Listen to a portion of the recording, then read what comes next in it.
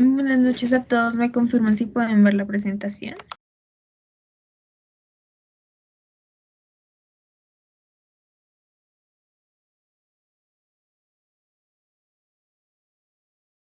Sí, sí se ve perfecto. Bueno, ya podemos solucionar acá los problemas que teníamos por Teams, así que ya vamos a dar el inicio de la presentación de diverticulitis. Yo soy María Valentina Ortiz, soy vicepresidente académico del grupo de interés.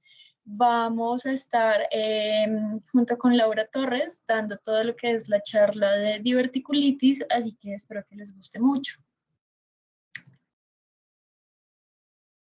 Bueno, como tal en la tabla de contenido vamos a abordar diferentes opciones como lo que es la definición, epidemiología, los factores de riesgo, todo lo que son la clasificación de divertículos verdaderos y falsos y también toda la parte de clínica, fisiopatología, diagnóstico, clasificación y manejo.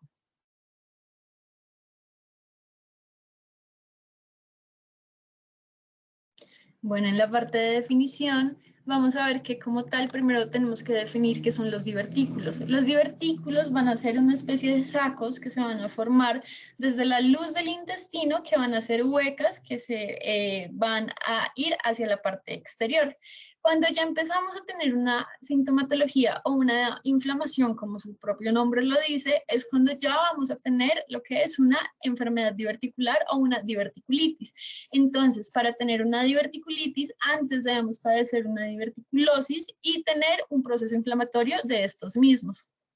Asimismo, vamos a ver que no todas las personas que van a tener diverticulosis van a llegar a padecer lo que es una diverticulitis. Únicamente del 10 al 25% de estos pacientes con enfermedad diverticular es que van a padecer lo que es una diverticulitis.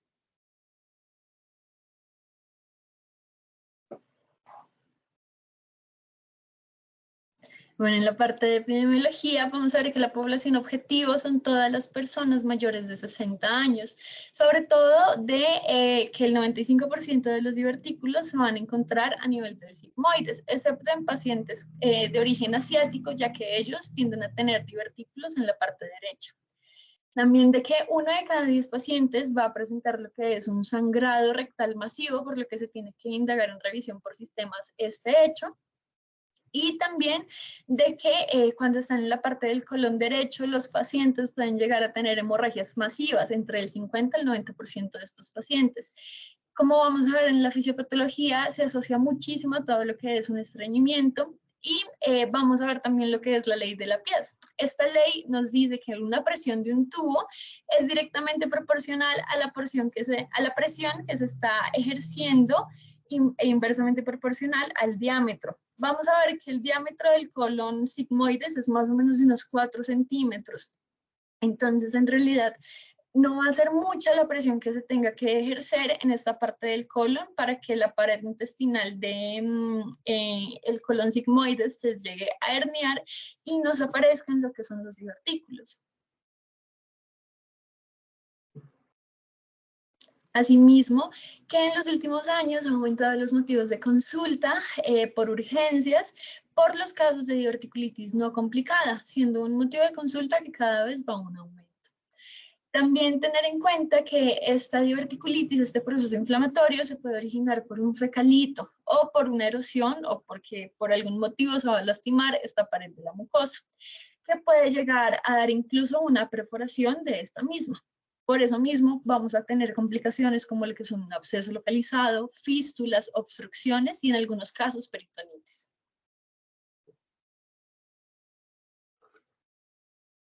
Bueno, factores de riesgo se relaciona sobre todo con la parte de todo lo que nos produce un estreñimiento, que el estreñimiento pues va a aumentar la presión intraluminar que se está ejerciendo en el colon y va pues a hacer de que se nos vayan haciendo estas pequeñas hernias en la pared del intestino, como por ejemplo una alta ingesta de carnes rojas, una dieta muy baja en fibra, una actividad física deficiente, un índice de masa corporal, pues ya únicamente desde sobrepeso en adelante nos puede generar un factor de riesgo, y también la parte del tabaquismo.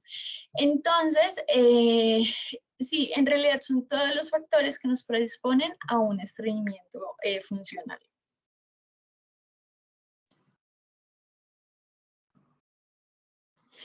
También para tener en cuenta una clasificación que siempre la preguntan en revista, que es la diferencia entre los divertículos verdaderos y los divertículos falsos. Lo más importante, y con lo que quiero que se queden, es que los divertículos verdaderos son los que tienen todas las capas, incluyendo la capa muscular, mientras que únicamente los divertículos falsos van a carecer de esta capa muscular y únicamente van a tener lo que es la presencia de una capa mucosa. Entonces, esta es la diferencia de los dos. En la parte de clínica, usualmente nos refieren como los casos de diverticulitis como una apendicitis izquierda. Es decir, vamos a tener los síntomas de una apendicitis, pero van a estar localizados en la fosa ilíaca izquierda. Entonces, bueno, como ya sabemos, una diverticulosis normalmente es completamente asintomática, excepto por el estreñimiento y demás, y en algunos casos de sangrado, pero cuando sí es sintomática, nos va a dar un dolor a nivel fosa ilíaca izquierda, también se puede ir a nivel suprapúbico cuando ya el colon está muy grande. También hay que tener en cuenta como un diagnóstico diferencial de una apendicitis normal, es un divertículo en la parte ascendente del colon, que pues lo podemos ver. También en la parte izquierda va a haber un rebote, va a haber una rigidez abdominal, que pues van a ser unos signos claros de una irritación peritoneal. El paciente puede llegar a tener náuseas, vómitos, que incluso nos pueden dar de diagnóstico diferencial una obstrucción intestinal. También que en algunos casos el paciente por una perforación va a tener una inestabilidad hemodinámica e incluso puede llegar a tener una peritonitis. En el examen físico vamos a sentir lo que es una masa palpable por esta inflamación pericolónica, y también en algunos casos, con una clasificación que vamos a ver más adelante, vamos a tener un absceso peridiverticular.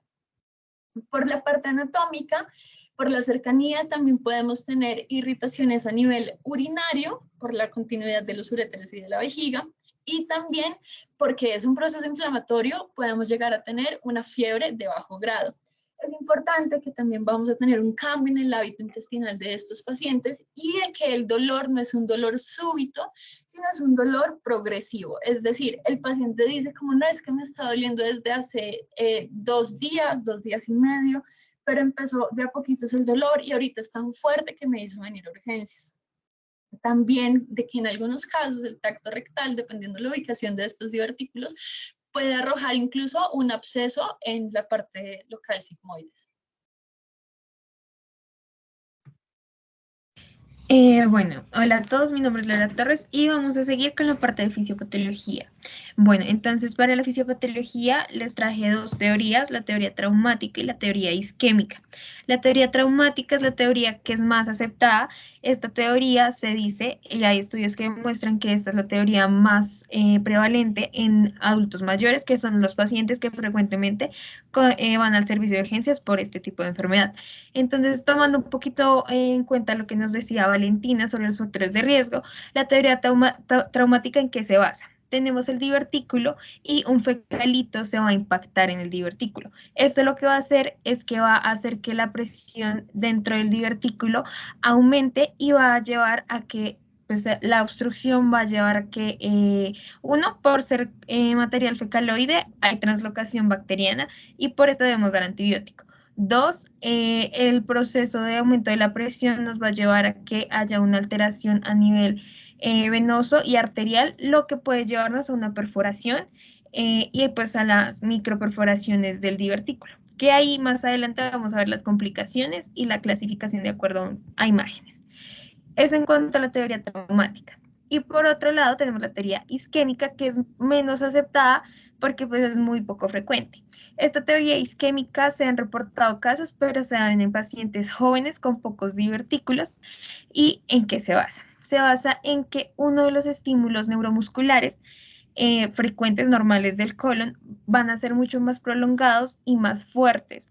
Entonces, este estímulo lo que va a hacer es que en el cuello del divertículo va a presionar la arteria y esto va a generar isquemia.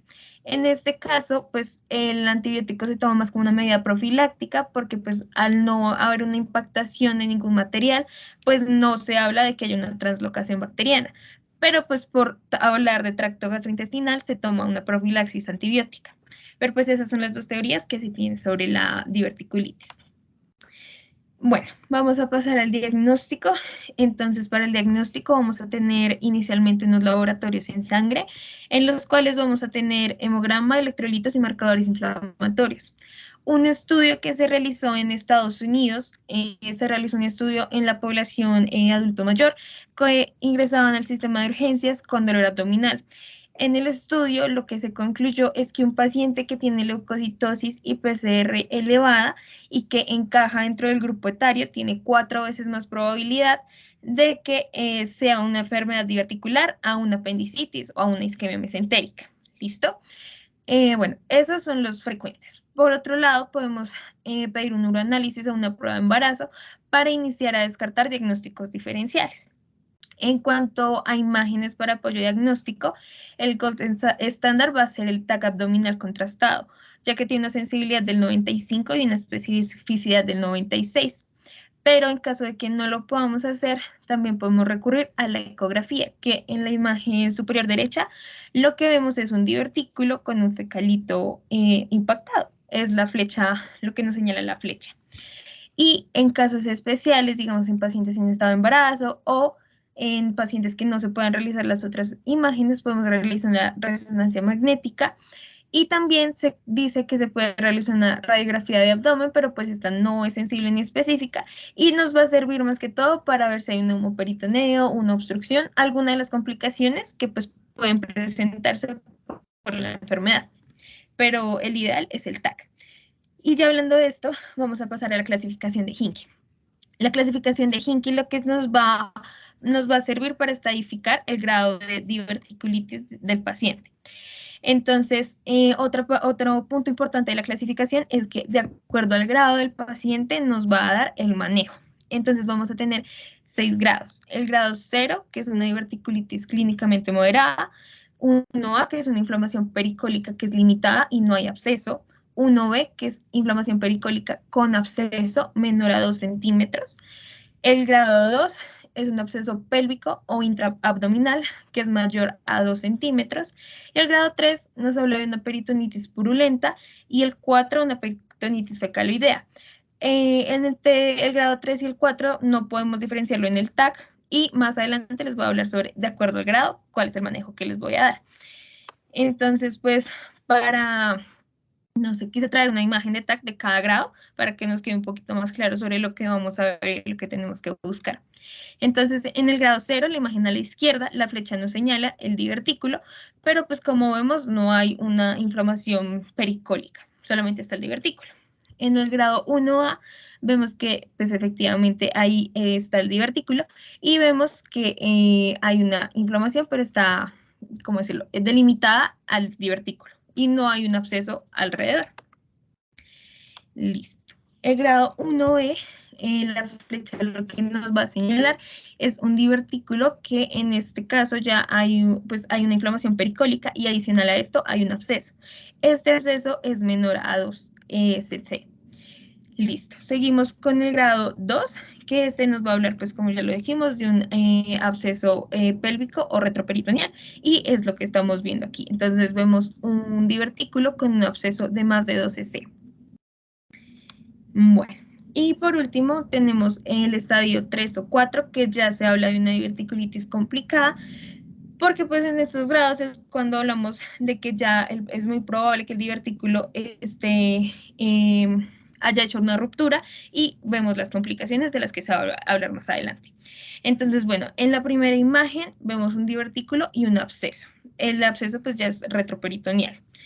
En la segunda imagen, la flecha o el triángulo lo que nos está indicando es una retracción de la grasa que pues nos indica que hay una peritonitis. Y en la imagen, la tercera, la de la derecha, lo que vemos es que hay líquido libre perihepático. Pues, de nuevo retomando que es una peritonitis. Bueno, vamos con las complicaciones. Dentro de las tres complicaciones más frecuentes tenemos la obstrucción intestinal, por lo que ya nos hablaba nuestra compañera del cambio de hábito intestinal y todos estos factores. Las fístulas, la más frecuente es la colovesical, pero también puede ser colovaginal o enteral. Y pues por último tenemos los abscesos. En esta imagen vemos un absceso del músculo psoas, que pues va a ser tratado pues de acuerdo a otras guías. Y ahora sí, ¿cómo vamos a hacer el manejo de este paciente? Para las diverticulitis no complicadas, es decir, grado 0, grado 1A y grado 1B.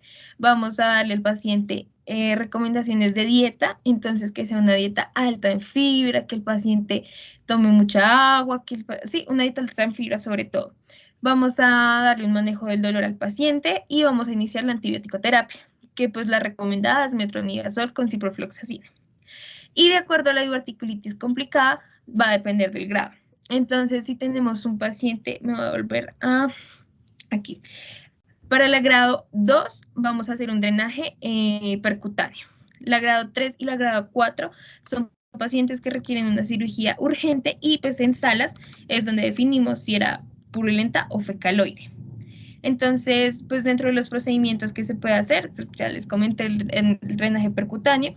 El más usado es el procedimiento de Hartmann y si el procedimiento de Hartmann no es posible por alguna razón, podemos hacer una resección y una anastomosis del segmento que esté implicado. Y en cuanto a los diagnósticos diferenciales, pues el TAC nos va a servir, como les comentaba, en un 95-96% para saber qué es. Y en caso de que no nos parezca o no nos concuerde el diagnóstico de diverticulitis, podemos pensar en un carcinoma de intestino, en una pielonefritis, en una apendicitis, colitis isquémica, síndrome de colon irritable o una enfermedad inflamatoria pélvica. Esto claramente apoyado en otros laboratorios y en otras imágenes diagnósticas de acuerdo pues, a cómo lo veamos conveniente. Y aquí están las referencias. Y listo. De antemano, muchísimas gracias a nuestro invitado especial, que es el doctor David Duarte, y a nuestro tutor académico, que es el doctor Luis Fernando Vélez. No sé si tengan alguna pregunta o alguna intervención que hacer.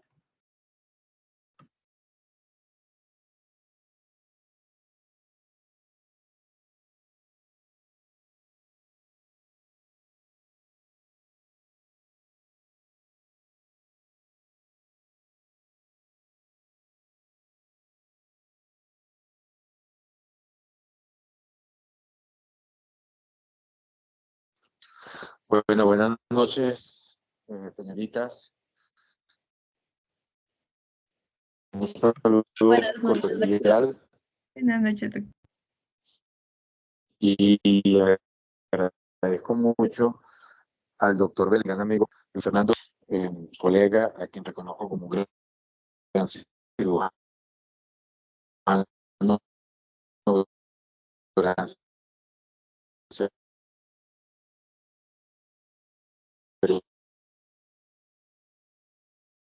humano y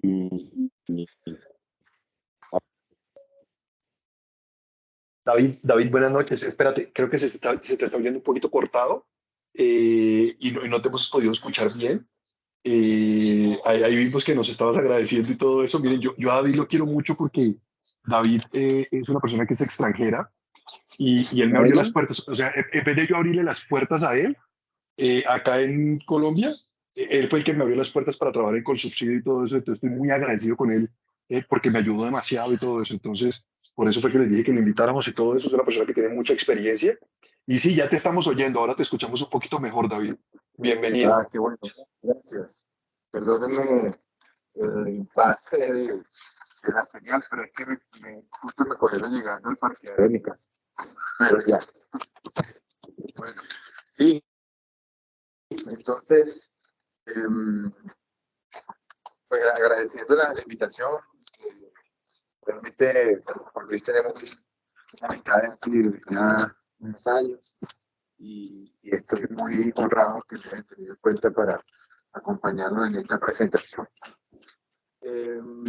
Yo les preguntaba si este seminario es de estudiantes de pregrado o de posgrado. Pena la ignorancia, pero es que no me dieron esa información. Tranquilo, doctor, somos un grupo de interés de estudiantes de pregrado. Estamos estudiantes desde ya hay médicos internos en este momento hasta estudiantes de básicas. Ok, entonces esto es de pregrado, perfecto. Bueno, me parece muy chévere esta iniciativa de estudiar temas de cirugía y les felicito por el esfuerzo y el compromiso de venirse a esta hora. Un día común de semana no es tan fácil ni tan acogido por todo el grupo estudiantil. Entonces, bueno, espero que esta y las futuras reuniones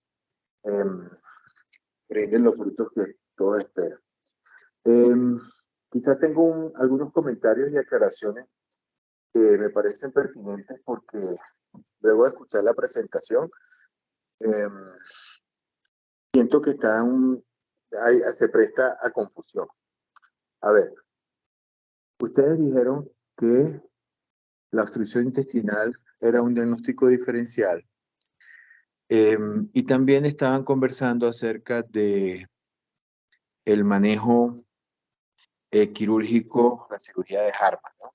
Entonces, esos dos puntos quizás quisiera que los aclaráramos un poco. Yo no les voy a preguntar, les quiero tratar de explicar mi punto de vista para que lo entiendan, ¿sí?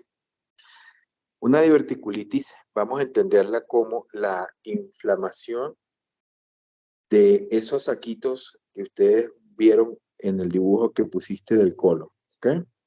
Entonces, quiero que se sitúen en el abdomen. Para ustedes va a ser un poco difícil porque no son cirujanos, para nosotros es muy fácil porque pues, todos los días tocamos esto. Pero imagínense en su clase de anatomía el colon con un montón de bolsitas, muchísimas bolsitas. Y una de ellas se empieza a inflamar, ¿ok? Esta inflamación va progresando y puede pasar varias cosas. Se limita y solamente se vuelve una pequeña inflamacioncita. Se engrosa de tal manera que se acumula pus, incluso a tal punto que ya se hace grande y se revienta y se forma una ruptura. Y todo esto que está pasando en el abdomen va a depender de la localización de donde está esa bolsita. Entonces imagínense el colon, ¿verdad? Pegado bajando de la pared lateral del abdomen. Entonces, si yo tengo un tubo bajando por la pared lateral del abdomen, hay una cara que está en contacto con el peritoneo hacia atrás y hay otra cara que está como en contacto con la cavidad. ¿Sí me hago entender? Con el retroperitoneo hacia atrás. Entonces, ¿cuál creen ustedes que se va a convertir más fácilmente en una peritonitis fecaloidea horrorosa de 4 cuadrantes? ¿El divertículo que está pegado a la pared o el que está libre hacia el lado interno? A lo mejor el que está libre porque no hay nada que lo contenga. Claro, eso es. ¿Ven? En medicina todo es muy lógico. Entonces, ese sencillamente es el que va a complicarse. El otro se va a romper, pero tiene más una tendencia, por una razón anatómica que tú acabas de decir, a contenerse. Entonces, se forma una inflamación severa del colon, un absceso que el organismo no es indiferente a este proceso. El epiplón viaja, se adhiere, los intestinos tratan y se forma lo que llamamos un plastrón. Entonces, en muchas ocasiones, esto, todo pegado hacia el colon, ¿qué va a pasar en la luz del colon? Imagínense que ustedes tienen el colon ahí y el colon está alrededor lleno de algo muy inflamatorio con pus, intestino, epiplón presionándolo. ¿Qué va a pasar dentro del colon? Disminuye la luz. Disminuye la luz. Entonces se produce una obstrucción intestinal y entonces fíjense cómo viene a ser entonces la diverticulitis avanzada o complicada, una causa de obstrucción intestinal. Una obstrucción intestinal. Entonces, fíjense cómo la diverticulitis es una causa de obstrucción intestinal. ¿Ok? Eso quería que lo entendieran un poco para que entiendan cómo puede ser el espectro clínico. Entonces, cuando ustedes ven un paciente que tiene dolor en fosa ilíaca izquierda, que sí, pues en la literatura tú lo dijiste por encima de 60 años, pero yo no sé si Luis lo ha visto, pero cada vez vienen pacientes de menor edad con este problema.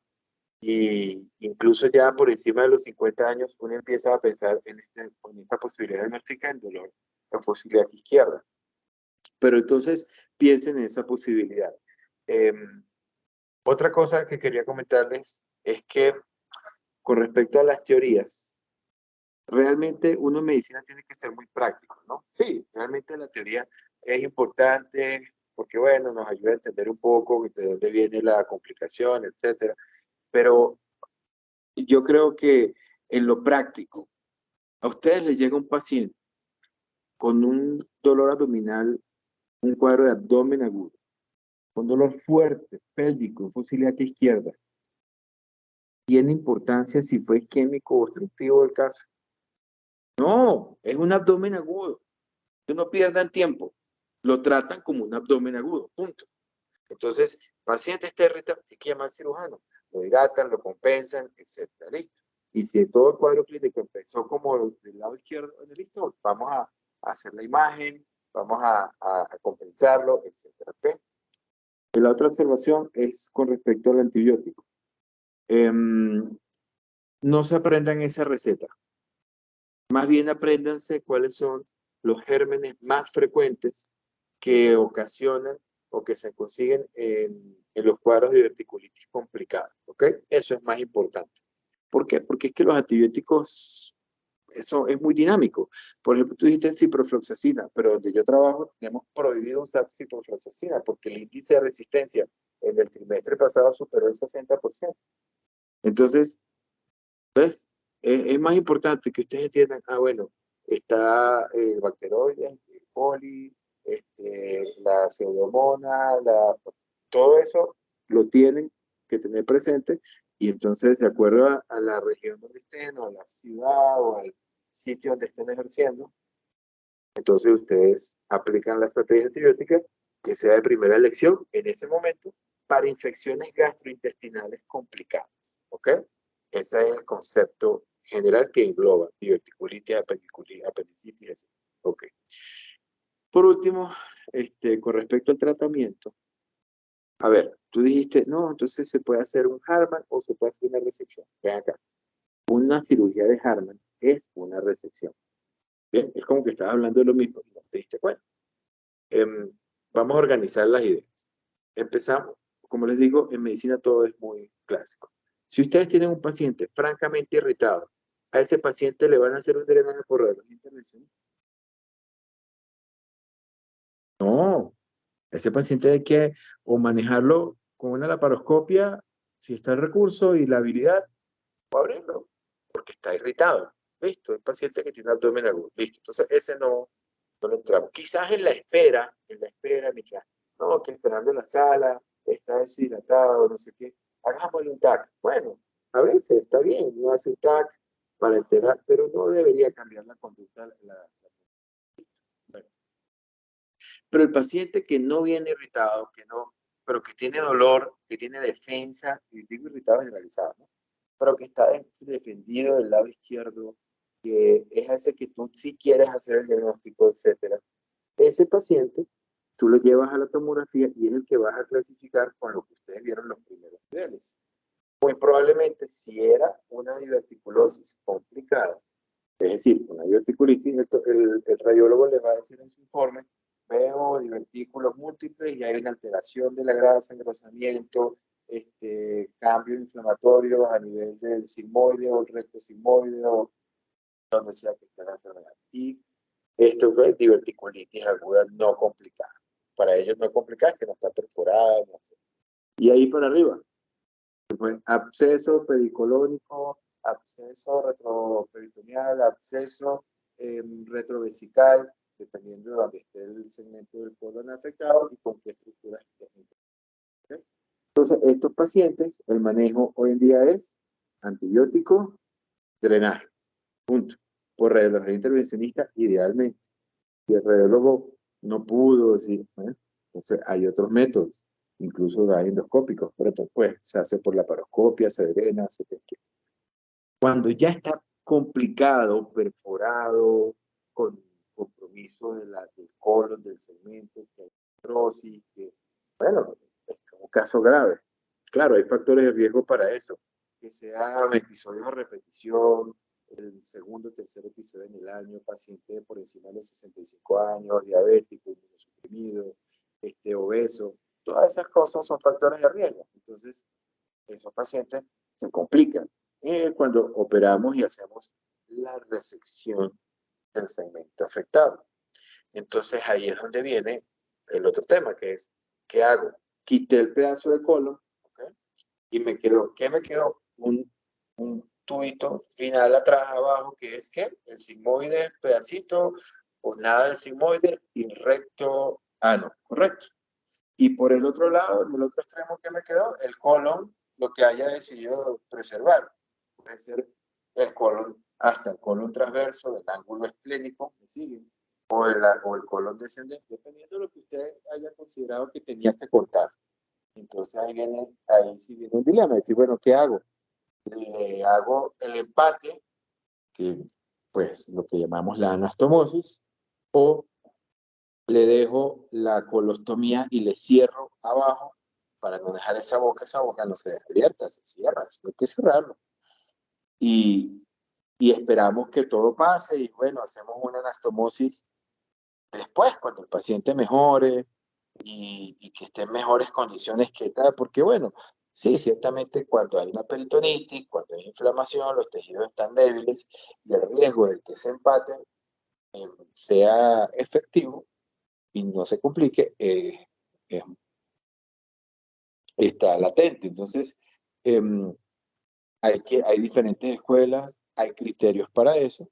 Los cirujanos, pues, con el paso del tiempo, con el estudio y con el apoyo de su experiencia, etcétera, aprenden a evaluar en quirófano y tomar lo que consideran la mejor decisión.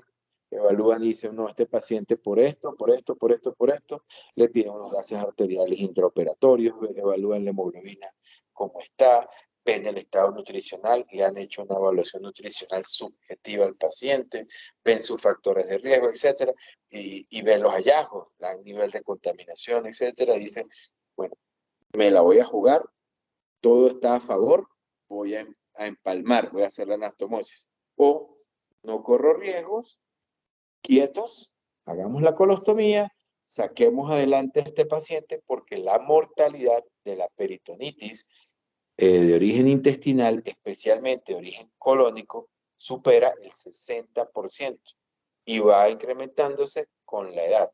Entonces, vamos a salvarle la vida y después nos preocupamos por los problemas que lleve tener una colostomía y pensamos en restituirle su tránsito después. ¿Sí me hago entender? Entonces, ese es el concepto que vi que no estaba como muy claro para que lo entiendan, ¿ok? Al final del cuento, dentro de la cavidad abdominal, las enfermedades tienden a aparecerse hasta que realmente ya estamos claros de qué es lo que tienen.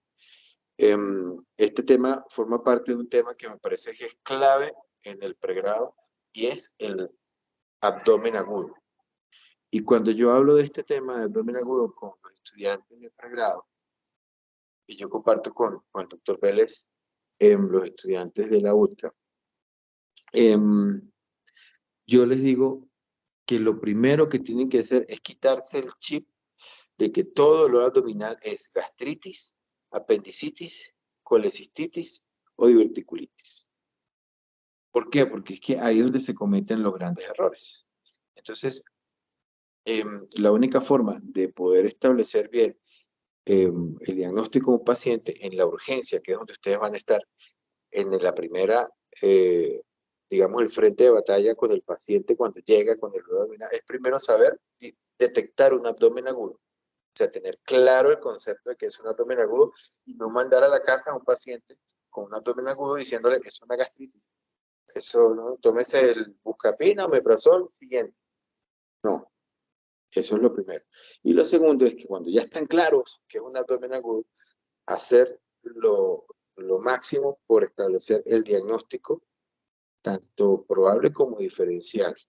Y eso lo hacen con estudio, aprendiendo pues a diferenciar los cuadros clínicos. ¿Sí? Bueno, pero perdónenme que me haya extendido, pero es que a veces a uno le apasionan algunos temas. Y bueno, ahí te veo, Lucho. Entonces, Oh, gracias, David. Muchas gracias, muchas gracias. Realmente, ojalá hayan tomado nota de eso. No les voy a repetir lo mismo, pero me parece que esos puntos que ha dicho son importantísimos. Pero lo del comité de infecciones es muy importante. Ustedes siempre sean amigos del comité de infecciones a donde llegue. Probablemente en el rural va a ser muy difícil, pero cuando ustedes conocen los gérmenes van a saber qué antibióticos pueden utilizar y cuáles no. En la Colombia, por ejemplo, pasa lo mismo. Hay unos que están restringidos que, por ejemplo, yo puedo utilizar en el sitio que actualmente trabajo. Entonces, tengan siempre presente eso para que no le embarren. Hay muchas mezclas de antibióticos, hay antibióticos que van en monodosis y hay antibióticos que van en combinaciones porque unos sirven para gram negativos, otros sirven para anaerobios, entonces se juntan los dos para cubrir todos esos gérmenes del abdomen. Pero hay otros que van en solo que es un solo antibiótico, por ejemplo la piperacilina tazobactam, la ampicilina sulbactam. En algunos lados ampicilina sulbactam prefieren no utilizarlo en patología gastrointestinal, solamente lo utilizan en vesícula, pero ¿me entienden? Tienen muchos test para poder utilizar pues eso también depende del paciente y las condiciones del paciente. Aminoglucósidos pues probablemente no en pacientes con insuficiencia renal. Entonces aprender a jugar con esas familias de antibióticos pues para poder hacer las mezclas y todo eso. Una recomendación que les doy es anden siempre en el bolsillo con el manual de terapéutica, que es, digamos, como con los medicamentos aprobados por el INVIMA. Eso ya ustedes casi no lo utilizan y eso es importantísimo porque eso le permite uno mirar dentro de todos los grupos de antibióticos cuál se puede usar, cuáles no, cuáles son las contraindicaciones, cuál debería no. Y eso, pues, obviamente, es lo que le estaba diciendo David ahorita, pegado al comité de infecciones. Bueno, pero muy bien todas las recomendaciones, muy bien, me gustó cómo quedaron. No sé si alguno tiene preguntas para aprovechar a David, que como les decía, fue una persona que es extranjera, pero que me abrió las puertas acá en construcción y me ayudó mucho en el trabajo que actualmente estoy, para aprender muchas cosas y para hacer muchas cosas. Entonces, le debo mucho a David y lo tengo en muy gran aprecio, como sé que él a mí también me tiene muy buen aprecio. sí, no es nada, tú eres un gran cirujano, Lucho, tranquilo. Y aquí estamos para servir y para ayudar. Qué bueno que tienes esa vena académica tan clara y tan marcada. Es importante. Somos especie en extinción. Pues no sé si tienen alguna pregunta, estamos aquí prestos para eso y si no, pues les agradecemos mucho el espacio y la invitación.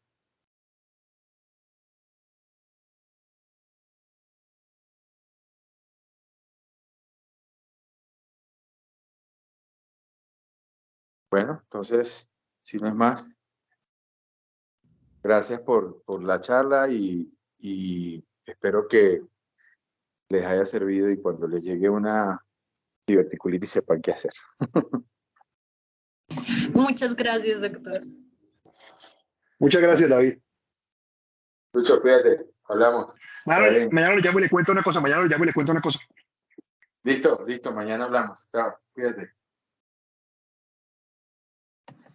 Muchas gracias por acompañarnos a esta reunión. Cualquier otra duda, pues quedamos súper atentos. Espero que les haya gustado y nos encontramos en la siguiente reunión. Muchas gracias, muchachos. Les voy a mandar un artículo de diverticulitis que inclusive lo revisé esta mañana. Lo había leído hace un par de semanas y me parece que está muy completo también y está cortitico y muy fácil de entender. Entonces ya se lo mando a Juliana para que los comparta todo. ¿Listo? Gracias, Listo, doctor. Sí, señor. Gracias. Bueno, feliz noche, que estén bien. Hasta luego. Hasta luego. Muchas gracias.